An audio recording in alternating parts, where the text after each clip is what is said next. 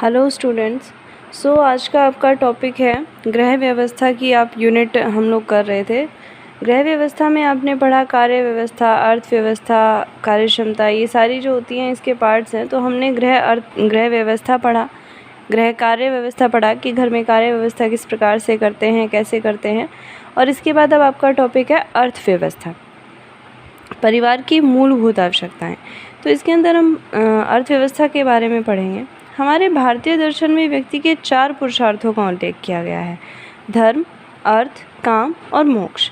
अर्थात यहाँ पर धर्म, अर्थ, काम और मोक्ष 4 आपको पुरुषार्थ बताए गए हैं कि ये चारों जो हैं एक व्यक्ति के पुरुषार्थ होते हैं।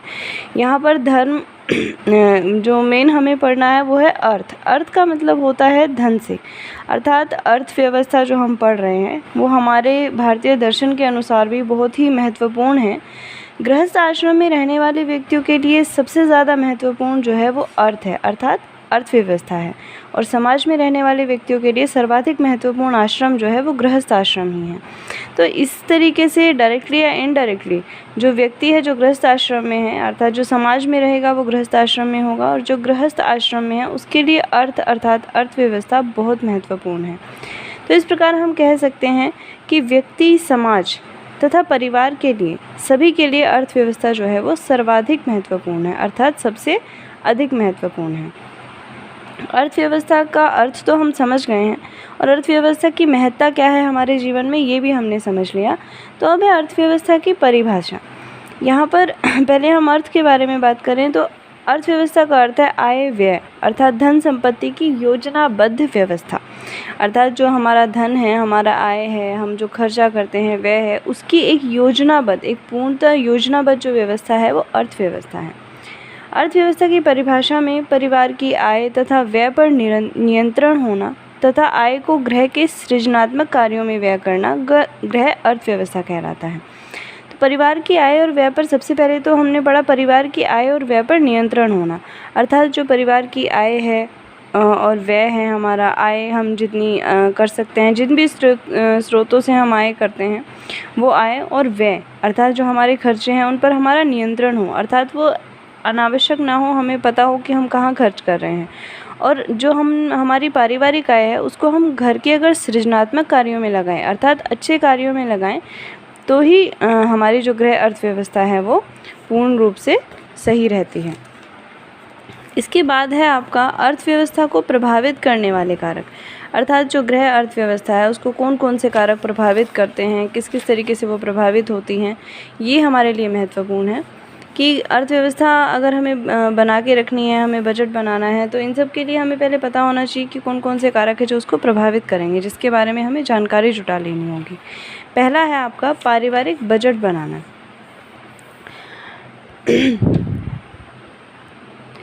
अर्थात अर्थव्यवस्था के लिए सबसे ज़रूरी चीज़ जो है वो है पारिवारिक बजट। अर्थात बजट का हमें पता है हमारे आय और व्यय का जो पूरा ब्यौरा है वो बजट कहलाता है। और यहाँ पर हम कहेंगे कि पारिवारिक बजट अर्थात हमारी पारिवारिक आय, पारिवारिक व्यय और पारिवारिक बचत का जो पूर्ण ब्यौरा होता है वो हमारा पारिवारिक बजट होता है। तो अर्थव्यवस्था तभी सुचारू रूप से चलेगी, अर्थात धन की व्यवस्था, आय व्यय का नियंत्रण तब होगा जब हम एक बजट बनाकर काम करेंगे। तो इसके लिए सबसे पहले सबसे महत्वपूर्ण कारक जो है वो है पारिवारिक बजट बनाना। अर्थात जो गृहिणी है या फिर जो भी परिवार का मुखिया है तो वो पारिवारिक बजट बनाने में कितना सक्षम है, किस तरह का हम बजट बनाते हैं, उसी पर निर्भर करता है कि हमारी अर्थव्यवस्था जो है वो कितनी नियंत्रित है और कितनी अच्छी है। दूसरा पॉइंट है बजट बनाने की कुशलता। अर्थात पारिवारिक बजट हम पहला तो हमारा पॉइंट था कि हम बजट बनाते भी हैं या नहीं, क्योंकि कई लोग होते हैं कि वो अशिक्षा के कारण या फिर अरुचि के कारण बजट बनाना ही नहीं चाहते, वो अपने आय को और व्यय को ऐसे ही चलाते रहते हैं। लेकिन पहला तो है कि हम बजट बनाएं, दूसरा हमारा है कि बजट बनाने की कुशलता, अर्थात हम अपने बजट को कितने अच्छे से बनाते हैं। और जैसा हमने पढ़ा था कि इसमें हर चीज़ के 3 पद होते हैं कि सबसे पहले हम योजना बना रहे हैं तो वो तो बजट बना लिया, उसके बाद है नियंत्रण और मूल्यांकन, अर्थात हम कितना नियंत्रित तरीके से उसको बना पा रहे हैं। तो बजट किस तरीके का हमारा है, हमारा बचत का बजट है, कितना अच्छा बजट हम बनाते हैं, वो चीज़ भी अर्थव्यवस्था को प्रभावित करती है। इसके बाद तीसरा पॉइंट है पारिवारिक आय। अर्थात अर्थव्यवस्था का मतलब ही है आय और व्यय का नियंत्रण। तो आय और व्यय दोनों ही चीज़ें उसको बहुत ज़्यादा प्रभावित करती हैं। तो तीसरा पॉइंट हमने पढ़ा पारिवारिक आय, अर्थात हमारे परिवार में कितने सदस्य ऐसे हैं जो कमाने वाले हैं, जिनकी आय आती है, जो हमारे आय का स्रोत है, या फिर कुछ बिजनेस है, कौन कौन से स्रोत से हम आय कमाते हैं।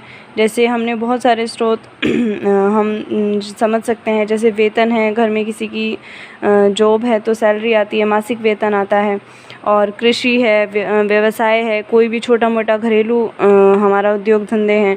तो ये सारी चीज़ें, इनमें से किससे कितनी आय आती है और हमारी कुल पारिवारिक आय कितनी है, वो हमारी अर्थव्यवस्था को प्रभावित करती है। फोर्थ पॉइंट हमारा है व्यय का नियोजन, अर्थात हमारी आय जितनी है उसी के हिसाब से हम व्यय का नियोजन करते हैं।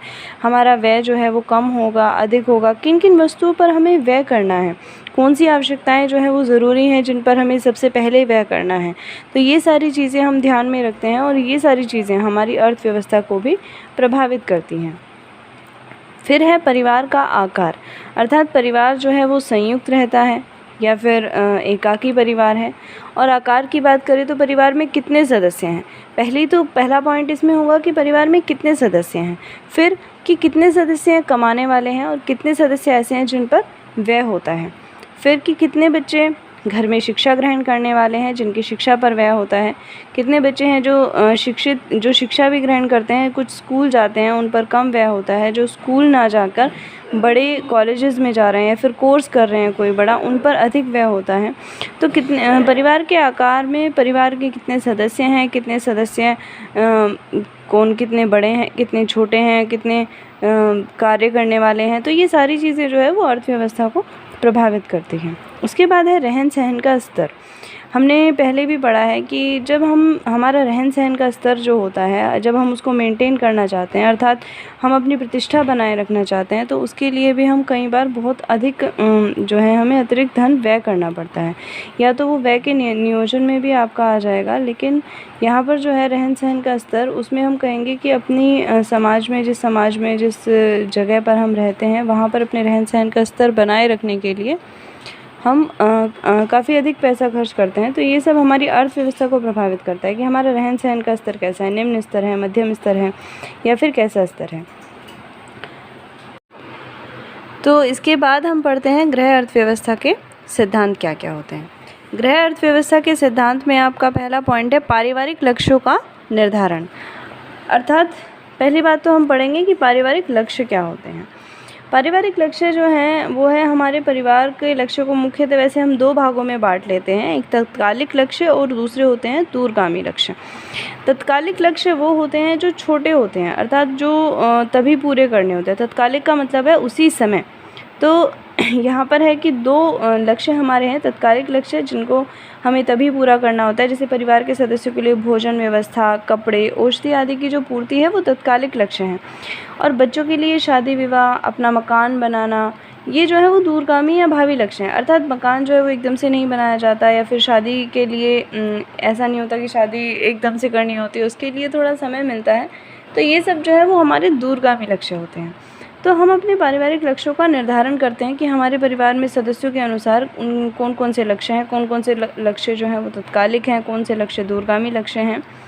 और परिवार की अर्थव्यवस्था को अगर हमें सुचारू रूप से संचालन करना है तो पहले हम तत्कालिक लक्ष्यों को प्राथमिकता देते हैं, अर्थात जो अभी के लक्ष्य हैं हम उनकी पूर्ति करते हैं। मान लीजिए जैसे कल मतलब परिवार में किसी की शादी है या फिर हमें अपना मकान खरीदना है, लेकिन अगर हम आज के भोजन में से कटौती करेंगे तो घर के सदस्यों का जो है वो स्वास्थ्य बिगड़ जाएगा और कल मकान बनाने की हमारे पास कोई योजना नहीं होगी। अर्थात पहले हमें तत्कालिक लक्ष्य पूरे करने होते हैं, उसके बाद ही हम दूरगामी लक्ष्यों के बारे में सोचते हैं।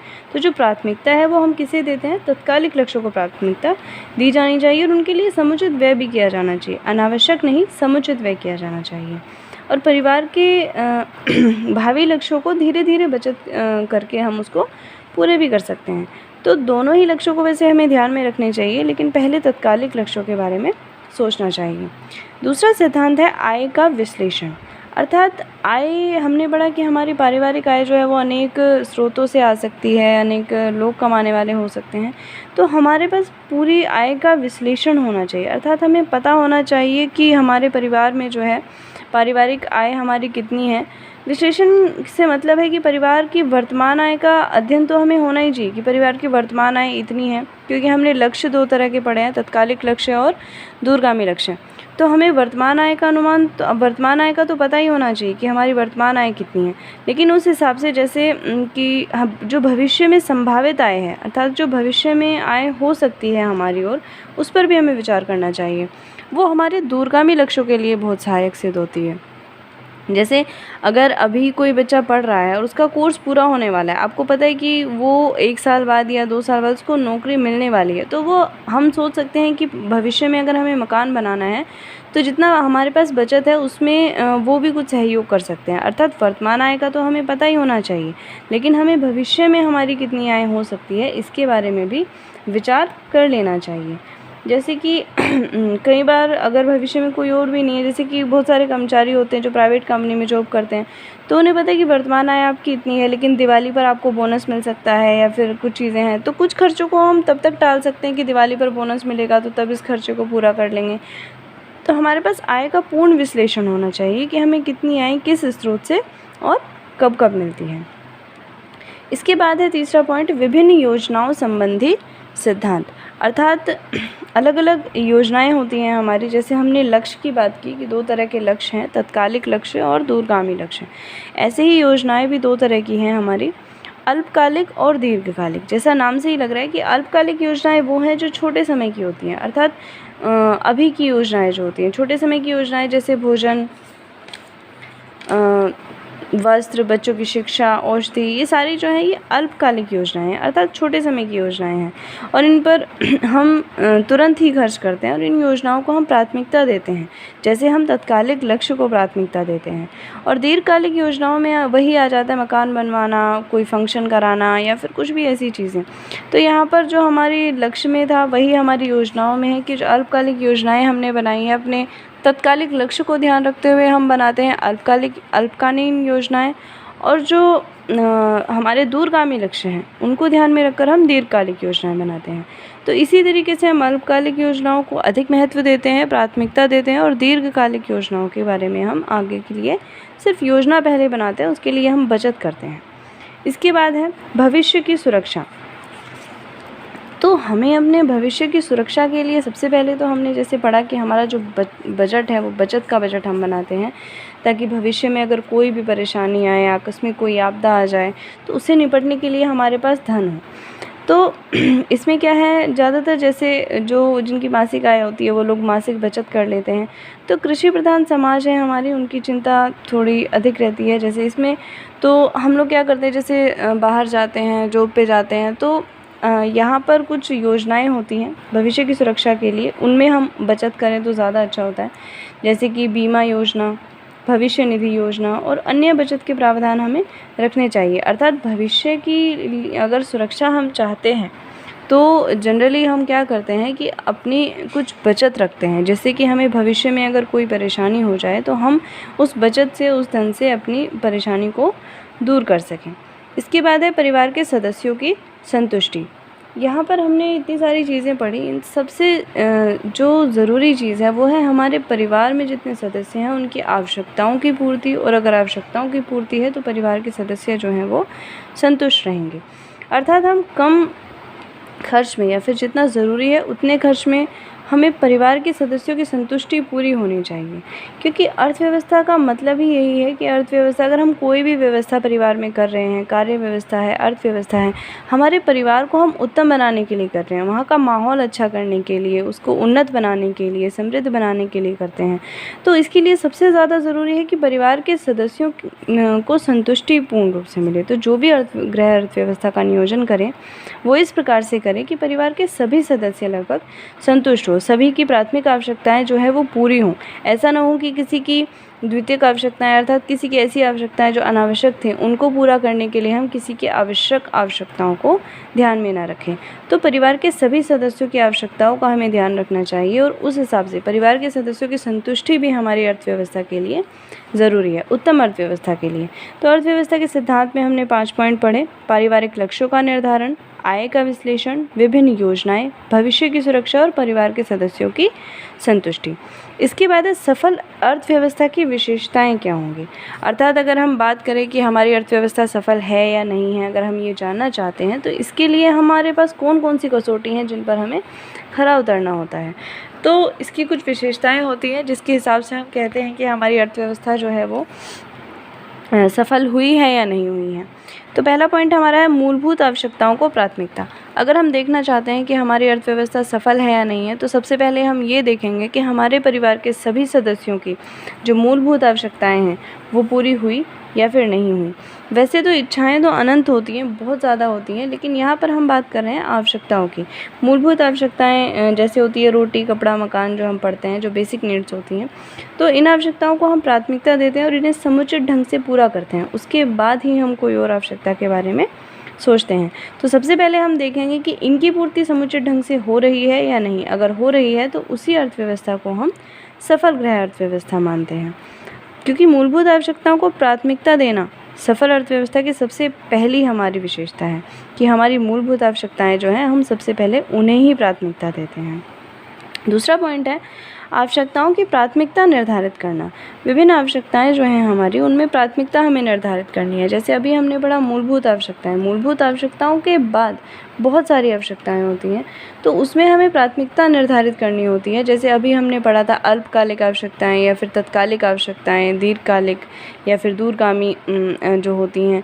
तो यहाँ पर हम ध्यान देते हैं कि कुछ आवश्यकताएं, जैसे हमने पढ़ा कि बोनस मिलने तक टाला जा सकता है कुछ काम, लेकिन कुछ आवश्यकताएं ऐसी होती हैं तो तत्कालिक पूरी करनी होती है जिनको हम टाल नहीं सकते।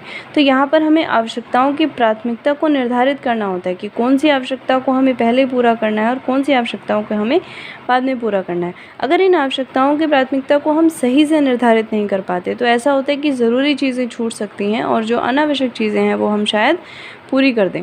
तो यहाँ पर हमें बहुत ही ध्यान रखना होता है कि आवश्यकताओं को जब हम प्राथमिकता दें तो हम सभी की संतुष्टि और सभी की आवश्यकताओं को ध्यान में रखें। इसके बाद है हमारा आय के अनुसार व्यय का निर्धारण। देखिए, बजट बनाएं या फिर अर्थव्यवस्था देखें या फिर कुछ भी करें, सबसे पहले व्यय करने से पहले हमें देखना है कि हमारी आय कितनी है, क्योंकि अगर हमारा व्यय जो है वो आय से अधिक हो जाएगा तो उसमें क्या होगा कि हमें ऋण लेना पड़ेगा या फिर कुछ जो हमने बचत की होगी शायद पहले उसको हमें खर्च करना होगा। तो हम सबसे पहले हमें यही ध्यान रखना होता है, कोशिश ये करनी होती है कि हमारा जो व्यय है वो हमेशा आय से कम रहे जिससे कि हम बचत कर सकें। तो हम अपनी आय के अनुसार ही व्यय का निर्धारण करें।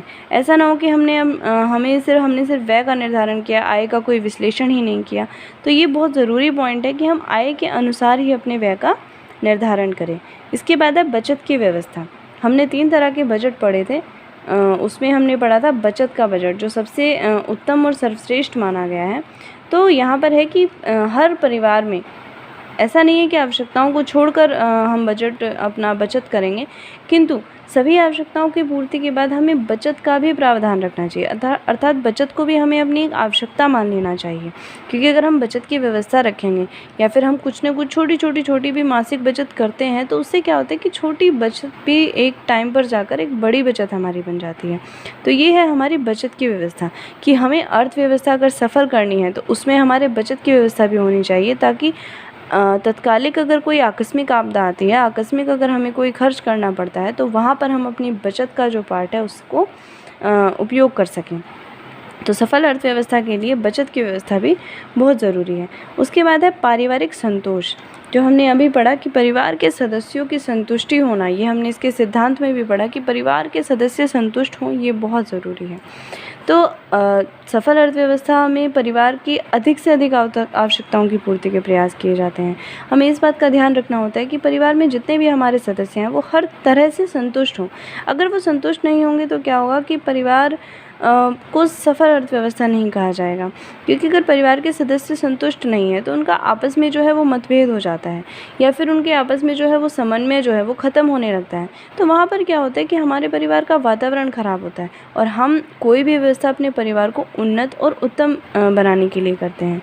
तो यहाँ पर है कि परिवार के सदस्यों का संतुष्ट होना हमारी अर्थव्यवस्था की कसौटी के लिए बहुत ज़रूरी है। अर्थात पारिवारिक संतोष भी हमारी सफल गृह व्यवस्था की एक अनिवार्य आवश्यकता है। तो यहाँ पर हमने 5 आवश्यकताएं पढ़ी, जिसमें मूलभूत आवश्यकताओं को प्राथमिकता, आवश्यकताओं की प्राथमिकता निर्धारित करना, आय के अनुसार व्यय का निर्धारण, बचत की व्यवस्था और पारिवारिक संतोष। तो आगे के टॉपिक हम नेक्स्ट क्लास में पढ़ेंगे। इतने टॉपिक्स आप जितना मैंने पढ़ाया है उसको आप रिवाइज़ करके आएंगे।